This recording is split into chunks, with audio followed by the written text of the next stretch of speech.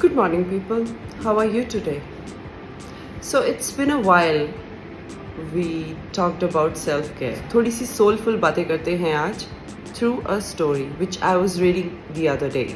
And I really liked the story and thought to share to you. The Wise Man's Journey to Heaven and Hell.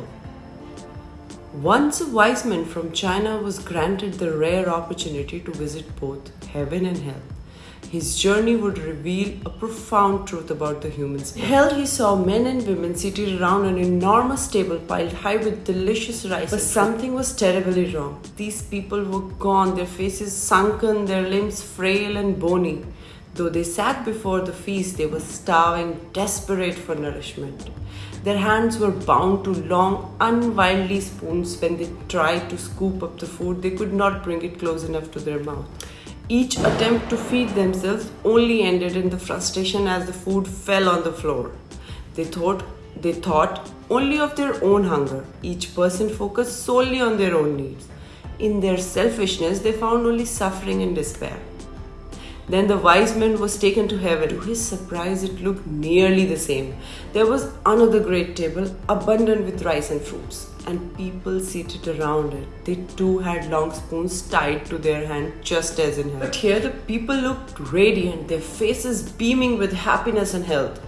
Though they could not feed themselves, each person used their long spoon to feed one another. In this way, everyone was nourished and content. In heaven, they had discovered joy by caring for one another, thinking of person in front of them rather than themselves. Through this simple act of kindness, they found fulfillment and peace. The wise men realized that the difference between heaven and hell was not in the circumstances but in the mindset of those who dwelled there. In hell, people thought only of themselves and it led to misery. In heaven, they thought of each other and embodied joy. He learned that contentment is cultivated not by material abundance but by the spirit of selflessness and gratitude. The wise man returned to his world carrying this lesson deep in his heart. With these insights, the wise man understood that heaven and hell are created within us, shaped by how we choose to live and relate to one another.